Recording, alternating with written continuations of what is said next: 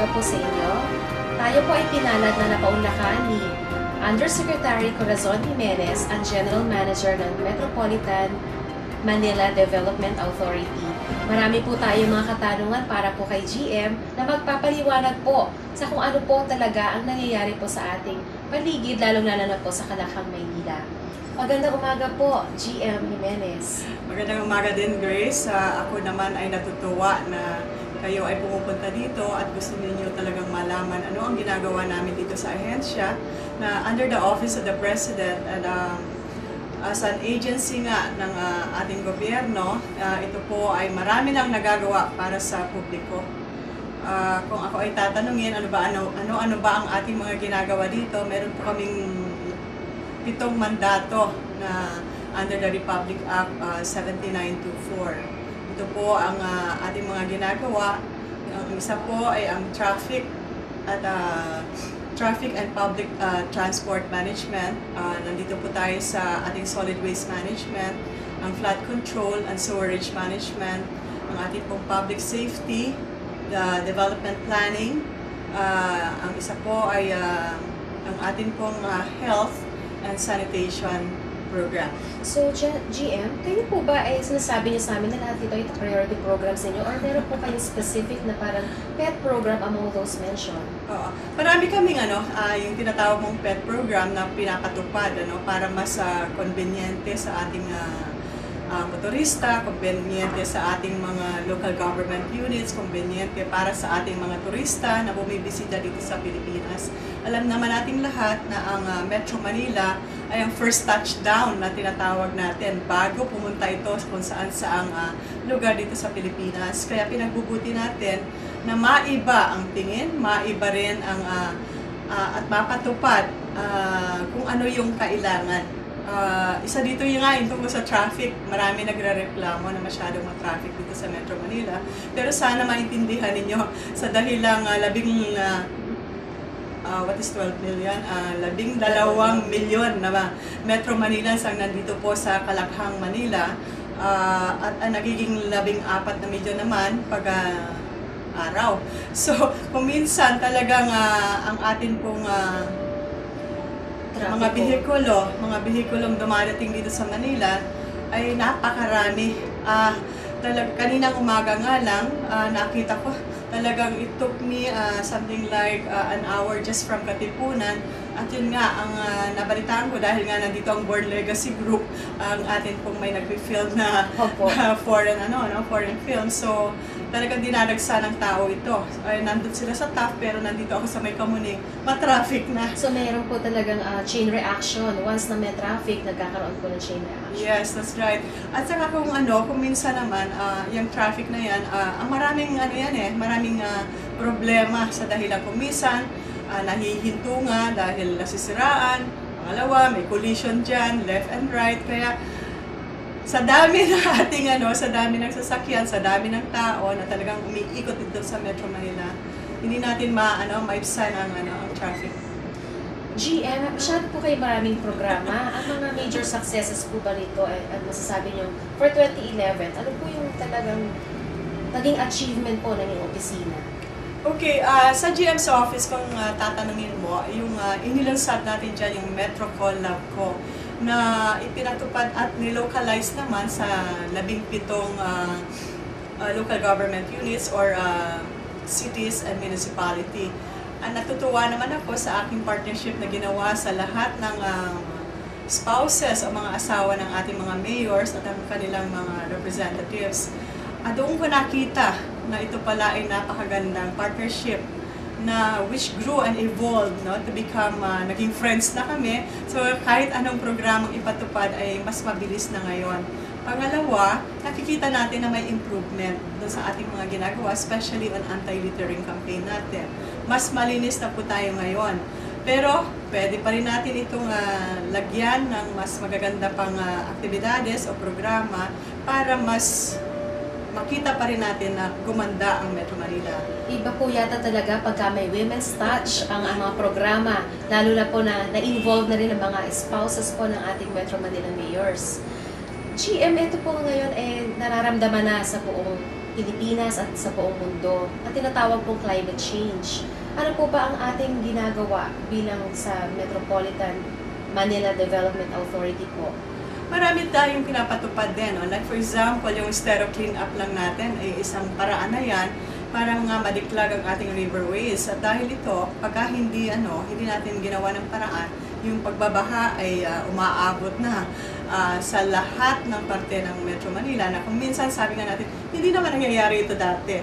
Kami doon sa Muntinlupa, no, medyo mataas kami doon, spared pa kami. Pero pag nakita na namin lumubog kami doon, wala nang tao dito sa baba. Yun ang nakikita natin. Pangalawa, yung atin pong paggamit ng kung ano-anong materyales lalo sa ating mga bahay, no? So titingnan din natin if you can afford, no, mga paint na pwedeng that can be used sana na to clean the air, no? Isa 'yon. Dapat po yung mga renewable resources kasi po usually right. ang sinasabi po hindi po organic or chemical based. Oo, tama 'yon. At saka ngayon yung pagtatanim ng marami sanang puno sa Metro Manila. But we also have to choose the kind of trees dahil hindi lahat ng puno ay pwede. Sabi nga sa atin ng DNR, wag naman yung masyadong matataas at dahil typhoon prone ang Metro Manila, so wag din yan kasi that will also be very dangerous for our bumagsak pag may typhoon. That's right. So nakikita rin natin yung mga green patches, mga kung ano nung gardens na nakikita. So we are encouraging this mga pocket gardens po, GM. Actually po, napadaan kami sa lungsod ng San Juan. Sana po makita nyo ang pocket garden po, ang gardening na program ni Mayor Gia Gomez. Saan mabanda yan, Grace? Sa Barangay Batis po, yung pong along the river banks, doon po yung eco-green zone. Siguro napuntahan ko na rin yung Bantay Batis. That was the first barangay na pinuntahan namin for our lingap sa barangay. Another program na naman ng MMDA yan. Siguro puntahan ko nga. Baka yung sinasabi mong pockets of gardens dyan maging parang best practice naman na pwede kong ipatupad sa ibang barangays. Lalo na ngayon, hindi ba, napag-usapan na rin natin yung yung search for the cleanest barangay at RA 9003. Umuugong na po yan sa buong Metro Manila. Pwede niyo po ba kami bigyan ng mga detalye para po mas malaman po ng ating mga listeners at viewers kung ano po ang magandang programang yan? We are still in the planning stage and in fact, para sa pagpaplano, natawag na rin natin ang mga spouses at ang ating mga representatives from the Mayor's Office kung paano natin gagawin. So, naisip natin ito para ma-engage natin ang mga communities. There are 1,705 barangays na pwedeng maglaban-laban, pero when we were discussing this together with the ABC presidents and other government agencies, lumabas yung hindi naman pwedeng maglaban ang isang napakamayaman na barangay kagaya ng Ayala, Alabang o kaya ng Forest Park as against sa Barangay Batis, di ba? So magkakaroon po ito ng categories. So nakikita na namin 4 na categories na nga Padami po yata ng padami. Padami kasi may nagsabi pa, dapat meron ka ring search for the poorest barangays so that we could adapt naman yung tinatawag nating big brother or small brother approach. Yung magtutulungan sila.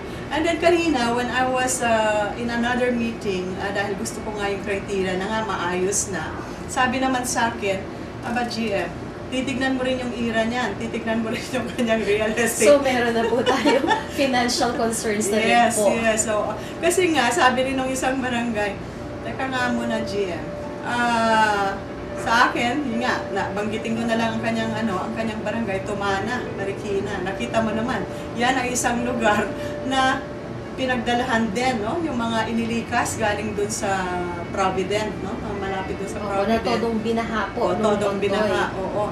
So, sabi ko, sige, i-consider natin lahat yan. At natuwa naman ako nung sinabi niya, magpa-contest rin kaya ako sa lahat ng sitios doon sa barangay.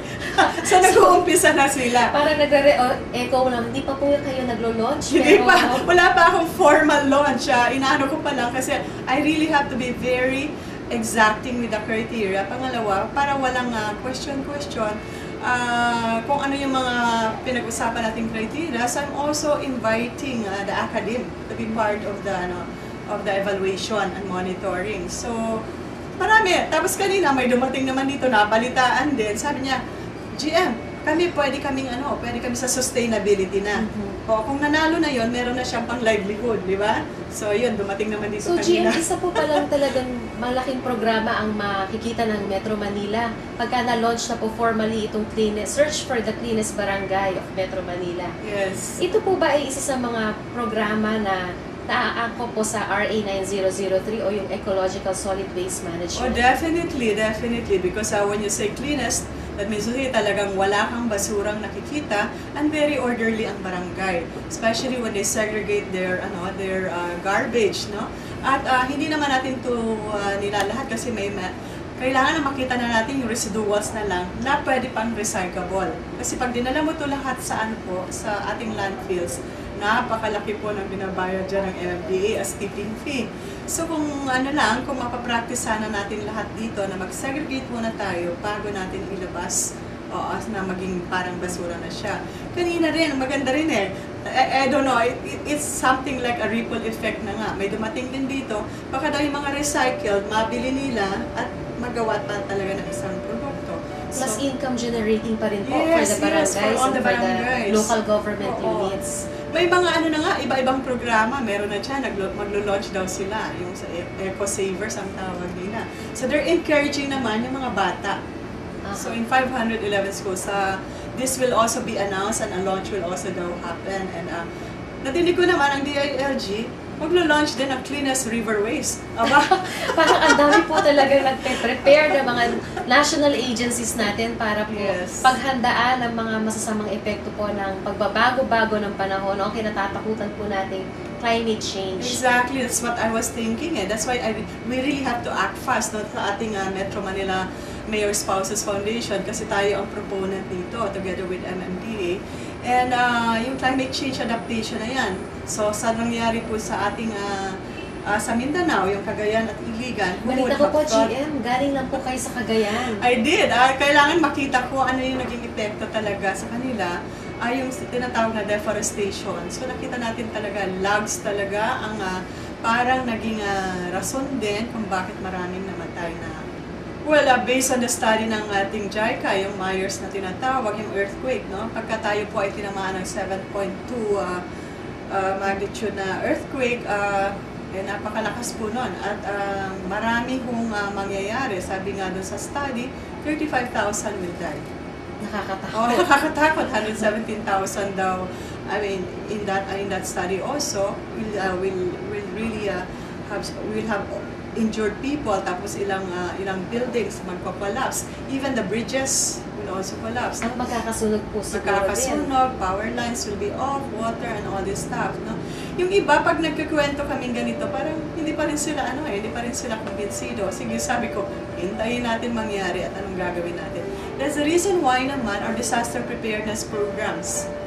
Gusto na namin pong talagang dalahin ito sa ating mga barangays. So, one of the programs din po ng MMDA ay yung may mga itinayo kami mga tinatawag na flood-prone areas. So that's under the flood control Bayanihan Zone Alliances. And San Juan is one of the zones, no?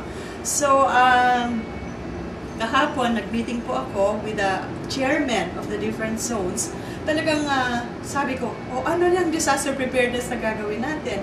Kumusta ang inyong community mobilization? Kumusta yung ating magiging restoration, rehabilitation? So yun, lahat yun talagang binibigyan ko ng oras at dahil dapat lahat kumilos talaga. Hindi lang si GM, hindi lang si MMDA chairman, at hindi lang si Mayor dahil umattend din ako ng isang training kahapon. Talagang pinagsasama-sama ko lahat yan on having a very structured ICS. Yan yung tinatawag nating Incident Command System. Ano dapat ang mangyayari kung merong kalamidad. So, dapat may structure pala tayong ganun. GM, ang mga LGUs po natin, nagbuo na rin po ng kanilang City Disaster Risk Reduction Management Offices. Ito rin po ba ay inyong tinututukan maliban po sa City Environment and Natural Resources Office? Oh, definitely. Kailangan malaman din natin, kasi the LGUs are very much part of the Metro Manila Disaster Risk Reduction Management Council. So lahat yan, kailangan meron akong inventaryo, no? Oo, ito ba ay preparado na itong city na to? Like for example, San Juan, siguro you could boast of your preparedness, pero at the same time, how will you help Mandaluyong kung ang Mandaluyong naman ay wala? Kung hindi sila preparado. So, kailangan may ganun tayong approach. Kung So parang yung- bayanihan spirit po, Yes, may we should be like that. unity. Oo.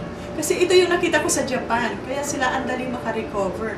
Everyone is a volunteer from the youngest person to the oldest person doon. Nakita ko po yan. At sana yung ating volunteerism ay mapalawig pa. We are actually have also put up a Metro Manila Emergency Volunteer Corps.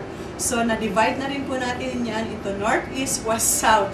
Kaya natutuwa ako na itong dinala ko sa Iligan na team to help out Iligan. There's mga volunteers po yung iba doon. Sumama sila sa akin. nakakatuwa naman po. Kung nagagawa po yan ni GM, she can walk the talk. Talaga naman pong lahat na siguro ng mga Metro Manila mayors natin ay dapat din gawin ito. GM, meron po ba kayong mga mensahe sa ating Metro Manila mayors? Sa ating po mga mayors, kami naman po ay natutuwa sa inyo dahil you are very cooperative na sa MMDA at during the Metro Manila Council, kayo naman po ay talagang nagbibigay ng sarili din ninyong rekomendasyon kung paano po papagandahin pa at mapabuti ang mga programa ng MMDA. The support is just so important to us, so we'll be so confident also in implementing our mandates. In the Twitter account or Facebook, kami po ay natutuwa rin na dahil ang publiko ay nakiki-cooperate na rin. We just need more, siguro nga yung disiplinang tinatawag para sa lahat na baguhin na po natin yung ating pag-uugaling wala tayong pakialam kung ano ang mangyari sa traffic, kunwari, Pangalawa, yung pagtatapon po natin ng basura, disiplina lang po ang kailangan para hindi tayo magkaroon ng flooding.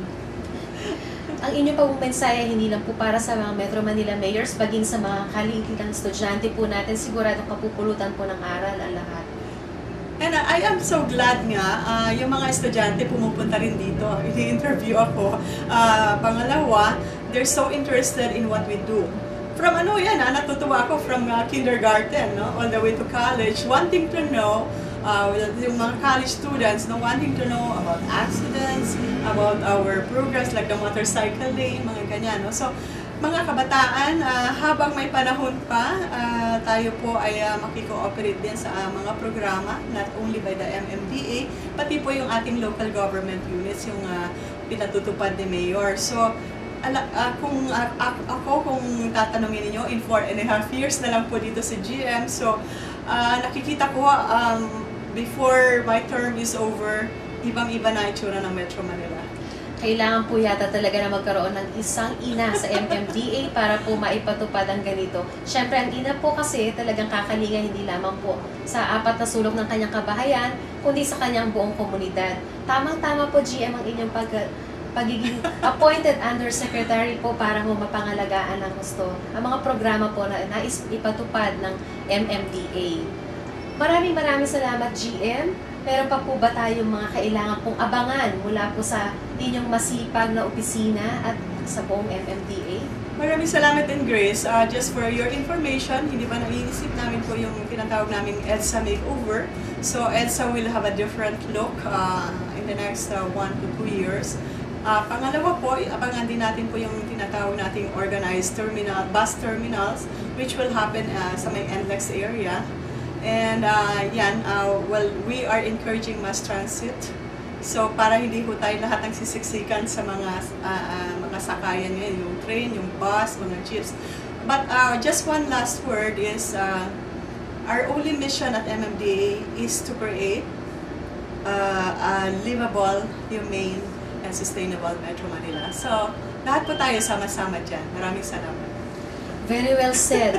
Yan po ang ating Undersecretary Corazon Jimenez ng Metropolitan Manila Development Authority, ang General Manager na napakasipag. Kahit saan pong sulok ng Metro Manila makikita niyo po siya. Maraming salamat po at magandang umaga.